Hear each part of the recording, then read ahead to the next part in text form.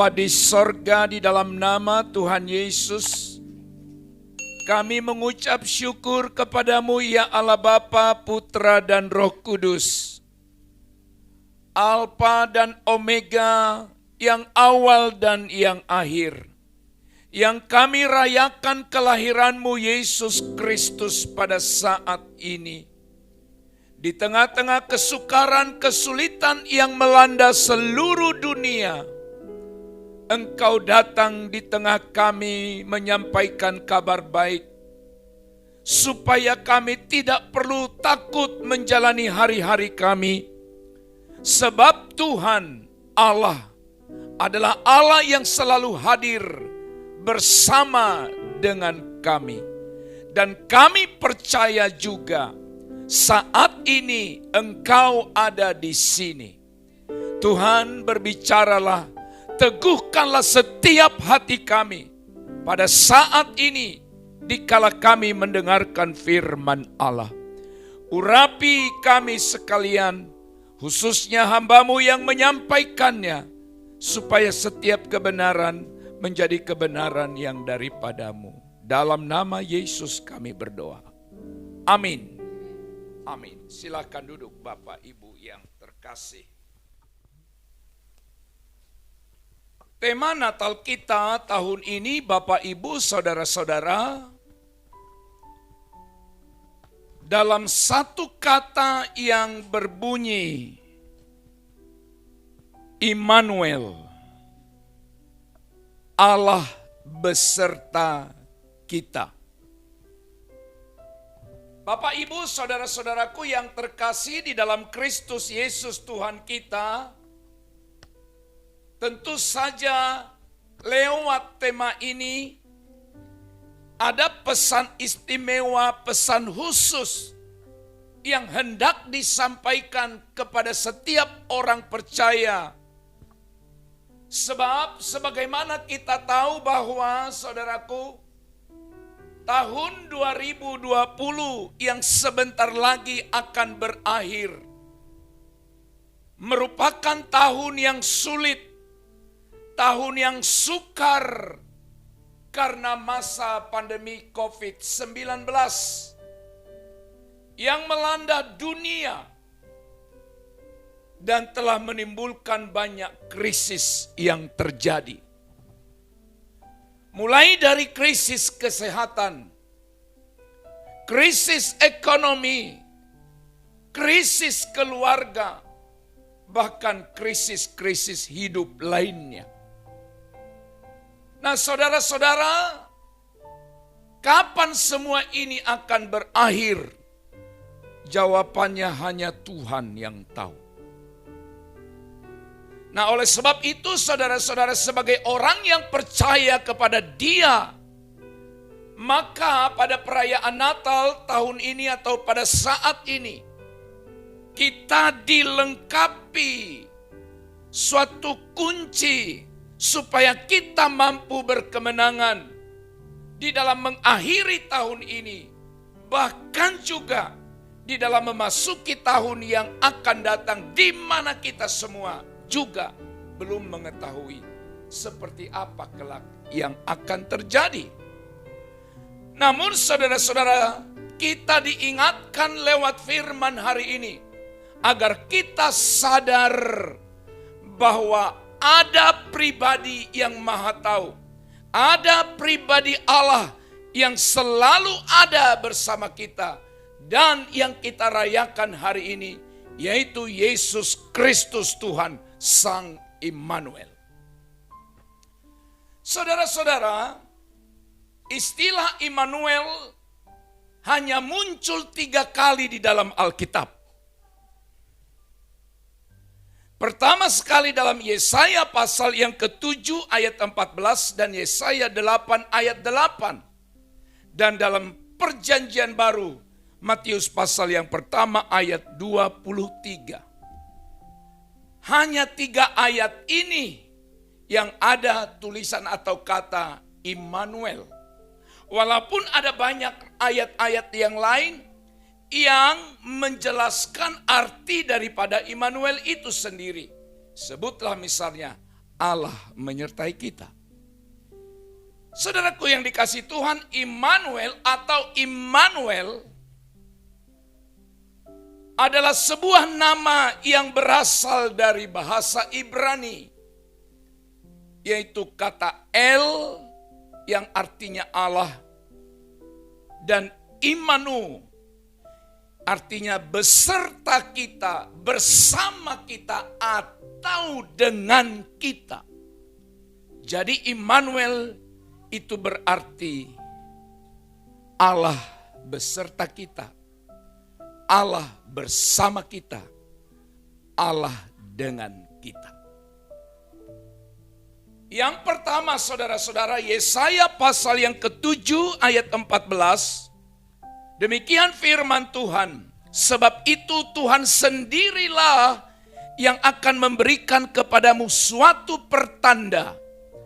Sesungguhnya seorang perempuan muda mengandung dan akan melahirkan seorang anak laki-laki, dan ia akan menamakan dia Immanuel. Yesaya pasal 4 ayat 8, pasal 8 ayat 8, serta menerobos masuk ke Yehuda, ibarat banjir yang meluap-luap hingga sampai ke leher, dan sayap-sayapnya dikembangkan akan menutupi seantero negerimu. Ia Immanuel. Dan yang terakhir adalah Matius pasal yang pertama ayat yang ke-23. Sesungguhnya anak darah itu akan mengandung dan melahirkan seorang anak laki-laki, dan mereka menamakan dia Immanuel, yang berarti Allah menyertai kita. Saudara-saudaraku yang terkasih di dalam Kristus, Nabi Yesaya lah yang pertama menubuatkan tentang lahirnya seorang putra dan diberi nama Immanuel.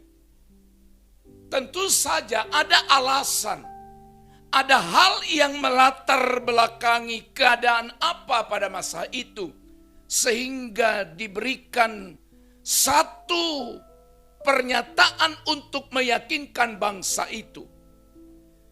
Sebagaimana kita tahu saudara-saudara, Nabi Yesaya pernah bernubuat bahwa kerajaan Israel Selatan atau Yehuda akan mengalami masa suram karena ditindas oleh kerajaan yang bernama Asyur. Nah, di situasi seperti itu saudara, Yesaya menyampaikan kabar baik, yaitu Tuhan akan hadir dan menolong. Saudara bisa baca dalam Yesaya pasal 8 ayat 23 dan seterusnya sampai pasal 9 ayat yang kelima. Tuhan akan hadir dan menolong. Dengar baik, dan tandanya Tuhan menolongnya adalah akan ada seorang perempuan muda yang mengandung dan melahirkan seorang anak laki-laki dan diberi nama Immanuel. Dan ayat ini jugalah yang dikutip oleh Matius setelah malaikat membawa kabar bahwa Maria akan melahirkan Yesus. Yesus yang akan menyelamatkan umatnya dari dosa mereka. Yesuslah Sang Immanuel itu, yang artinya Allah menyertai kita. Saudara-saudara yang terkasih, ada 3 hal yang akan dialami oleh orang percaya kalau dia yakin penyertaan Allah dalam hidupnya. Kalau kita percaya bahwa Sang Immanuel, Allah hadir bersama, beserta atau dengan kita, maka 3 hal ini yang akan terjadi dalam hidup kita. Kebenaran yang pertama, saudara-saudara, Immanuel, yaitu penyertaan Tuhan, memberi jalan keluar di tengah kesulitan hidup. Orang percaya harus yakin, harus sadar, harus percaya hanya karena Tuhanlah yang memberikan kita, atau karena Tuhanlah yang hadir menyertai hidup kita sehingga kita mampu keluar di tengah kesulitan hidup. Seharusnya kita berhenti untuk bersungut, untuk marah. Sebab, saudara-saudara dengarkan, selama kurang lebih 10 bulan masa pandemi ini, dan saudara dan saya masih diberi hidup, dipelihara Tuhan sampai hari ini. Saya mau sampaikan, jangan ada orang yang merasa itu karena usaha kita sendiri. Karena kita mengikuti cara-cara yang tepat, itu tidak salah. Tetapi saya percaya, oleh karena Tuhanlah yang menyertai hidup kita, sehingga kita boleh bertahan, bisa hidup, bisa merayakan Natal pada tahun ini. Pasal 8 Yesaya pasal 8 ayat 23 bagian A berkata, tetapi tidak selamanya. Ini kabar baik. Tidak selamanya akan ada kesuraman untuk negeri yang terimpit itu. Inilah situasi bangsa Yehuda di kala itu. Tapi Tuhan berjanji tidak selamanya. Saya percaya tidak selamanya kita akan seperti ini. Badai bisa datang, tetapi percayalah badai juga pasti akan berlalu. Amin.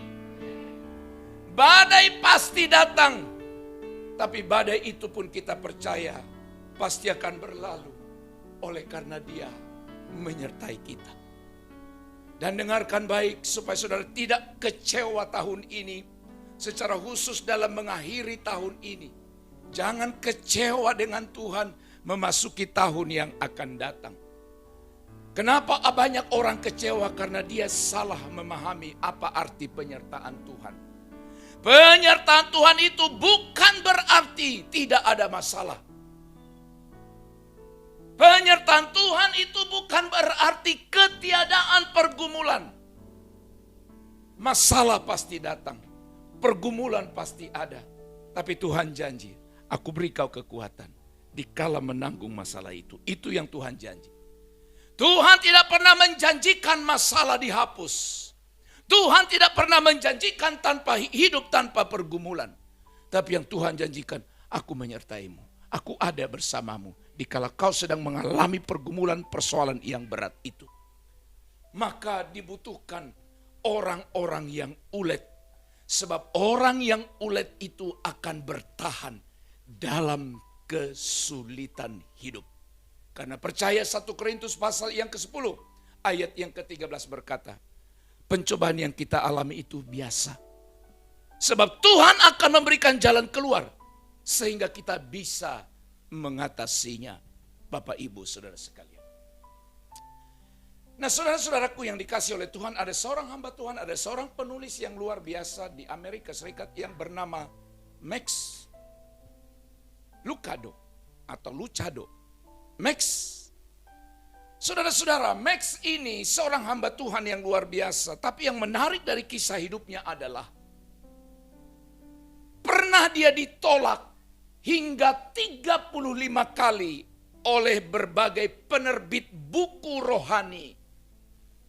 Karena menganggap buku yang dia tulis tidak akan pernah laku di pasaran. Dengar baik ini bukan fiktif tapi kisah nyata.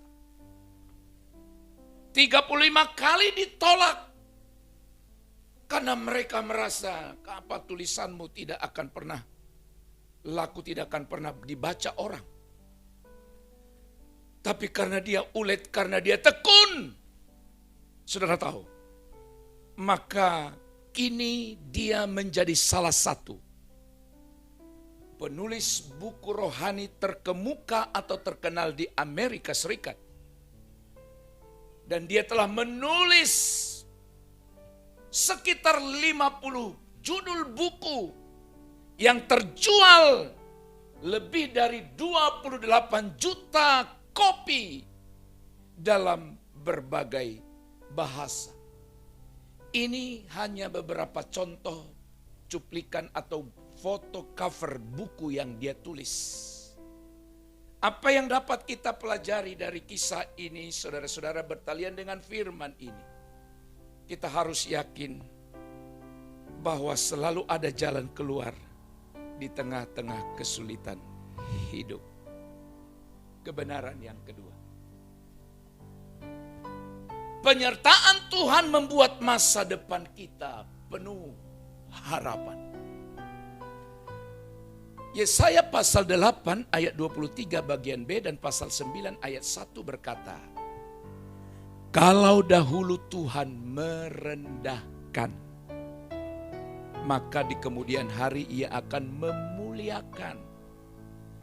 Bangsa yang berjalan dalam kegelapan telah melihat terang yang besar.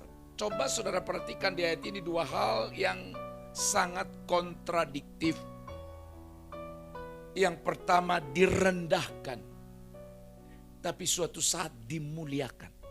Yang kedua, hidup dalam kegelapan, tapi pada akhirnya mereka akan melihat terang yang besar. Bukankah itu menunjukkan, mengajarkan bahwa Tuhan kalau Dia ada hadir bersama atau terlibat dalam kehidupan kita, maka penyertaannya lah yang akan membuat masa depan kita penuh dengan harapan.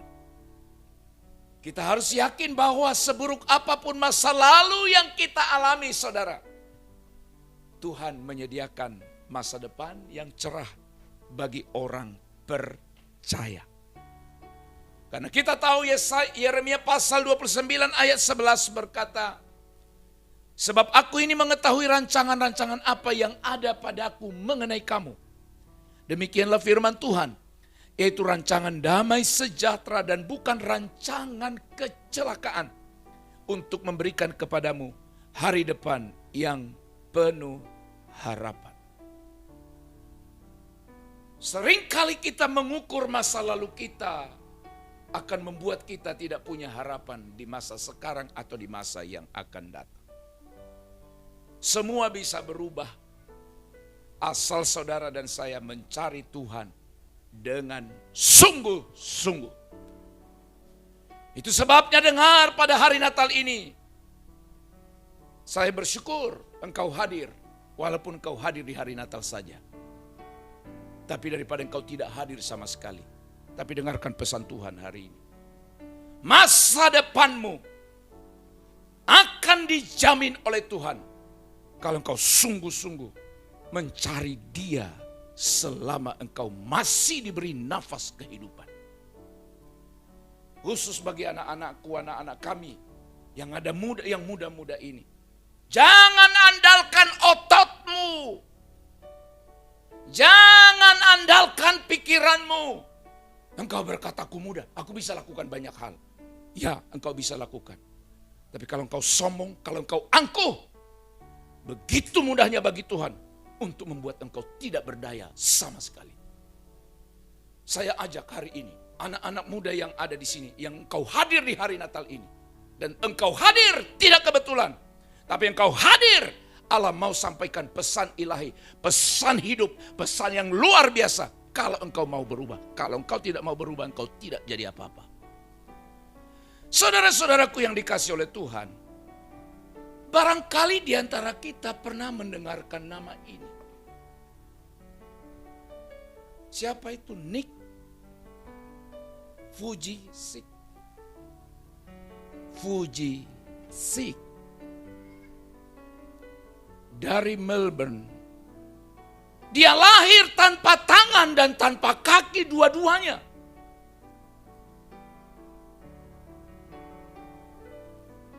Tidak ada tangannya, tidak ada kakinya ketika dia lahir. Saya bisa bayangkan betapa stresnya ibu yang melahirkan ketika dia lihat anak itu lahir tanpa tangan dan tanpa tanpa kaki, tanpa kaki tidak ada.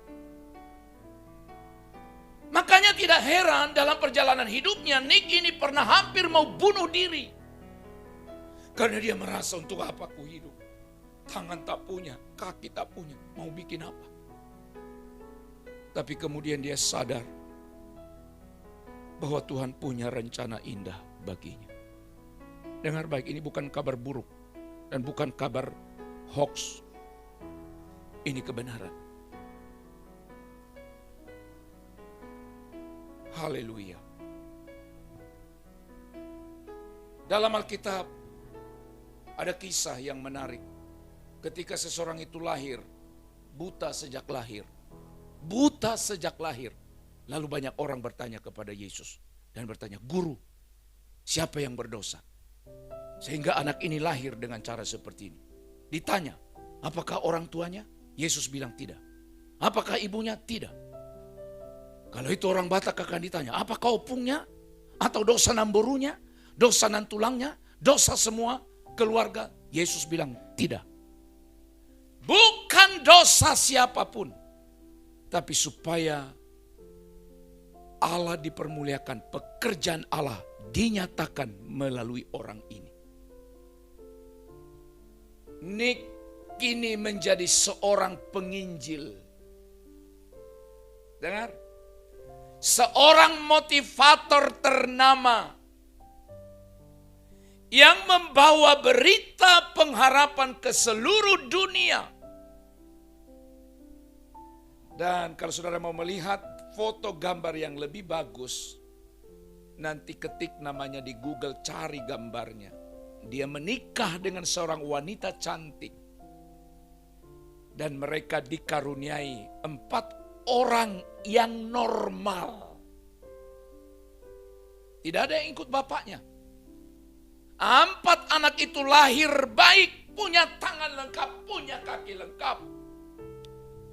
Dan hidup dalam kelimpahan anugerahnya.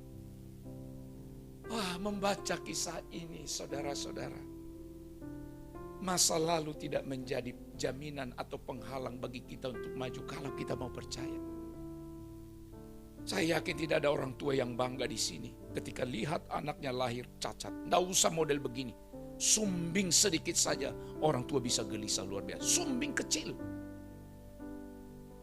Kalau anaknya lahir di luar kenormalan, kita pusing memikirkan. Tapi ini bukan hanya tidak normal, tidak ada tangannya Pak, dua-dua, pen habis. Tidak ada kakinya. Tapi dia dipakai oleh Tuhan hari ini untuk mengabarkan Injil dan memotivasi orang-orang yang hampir stres ketika melihat dirinya tidak seperti orang lain. Nick hadir dan berkata, keadaanku lebih buruk dari kamu semua. Tapi aku percaya Tuhan telah mengubah hidupku. Dan saya percaya wanita gadis-gadis yang ada di sini tidak akan pernah ada yang mau menikah dengan seorang pria model Nick yang tanpa tangan dan tanpa kaki. Yakin saya tidak akan ada. Tapi saudara lihat, dia menikah dengan seorang wanita yang cantik, wanita yang baik, dan mereka dianugerahi 4 orang anak. Saudara-saudara, orang yang yakin akan penyertaan Tuhan, dia akan tetap fokus pada masa depannya, bukan pada masa lalu. Karena dia tahu Allah akan menyertai hidupnya. Seburuk apapun di masa lalu, dia tahu Tuhan akan menuntun, akan beserta dengan dia sampai pada akhirnya. Yang ketiga terakhir, Immanuel, Allah beserta kita. Dan kalau Allah menyertai kita, maka Dia akan memberikan kita sukacita di tengah-tengah kesukaran. Dengan kata lain, mampu bersukacita sekalipun berada di tengah kesulitan. Yesaya pasal 9 ayat 2 bagian A. Alkitab berkata, engkau telah menimbulkan banyak sorak-sorak dan sukacita yang besar. Engkau yang dimaksudkan adalah Sang Immanuel yang lahir dan yang berjanji menyertai umatnya. Saudara-saudara, kalau kita sadar atau kesadaran diri kita akan Sang Immanuel akan memberikan kita sukacita. Itu yang dialami oleh Paulus. Ketika dia berada di penjara, dia meneguhkan jemaat yang ada di Filipi dengan menulis, bersukacitalah senantiasa dalam Tuhan. Sekali lagi kukatakan, bersukacitalah. Saudara-saudara, kenapa kenapa Alkitab juga menekankan kita berulang-ulang untuk tetap bersukacita. Baik dari sisi kebenaran, juga dari sisi kesehatan, kita harus bersukacita. Karena sukacita itu memberikan kita kekuatan. Jika kita tawar hati pada masa kesesakan, Alkitab berkata, maka kecillah kekuatanmu. Namun bila kita punya sikap percaya diri, sikap optimis, ya, akan menjadikan kita mampu dan teguh bersukacita, dan sukacita kita akan menambah kesehatan kita. Karena Alkitab berkata, hati yang gembira adalah obat yang manjur, obat yang mujarab. Saudara-saudara, kalau saudara baca artikel mengenai keadaan yang sekarang, khususnya bagaimana menangani atau bagaimana kita hidup di tengah-tengah masa pandemi COVID-19, selalu muncul. Jangan stres, harus bangun keyakinan, harus imun tubuh harus dinaikkan, harus tetap bersukacita. Dan dikatakan, kalau kita hidup dalam kesedihan, hidup dalam tekanan, maka imun tubuh kita pun akan semakin berkurang. Tapi ketika kita bersukacita, firman Allah berkata, hati yang gembira adalah obat yang mujarab. Itu sebabnya imunitas tubuh akan meningkat kalau kita bersukacita. Dan kalau imunitas tubuh kita meningkat, maka kita akan mampu mengatasi penyakit. Saudara-saudara, yang terakhir, di tengah tantangan hebat, di tahun 2020, dan dalam kita memasuki tahun yang baru, 2021, kalau Tuhan berkenan. Biarlah kita tetap meyakini 3 kebenaran ini. Yaitu penyertaan Allah akan memberikan kita jalan keluar di tengah kesulitan. Yang kedua, penyertaan Allah akan menjamin kita menemukan masa depan yang cerah. Yang ketiga, penyertaan Tuhan akan memampukan kita tetap bersukacita sekalipun di tengah kesukaran. Immanuel, Tuhan beserta kita semua. Amin. Bapa, terima kasih untuk firman ini. Termeterailah kiranya dalam seluruh hidup kami. Dan firman inilah menjadi senjata ampuh kami di dalam kami menjalani hari-hari yang masih ada ini. Kami percaya Tuhan tidak pernah tinggalkan kami. Karena Engkau berjanji, Engkau akan menyertai kami sampai kesudahan alam. Bagimu hormat kemuliaan sampai selama-lamanya. Haleluya. Amin.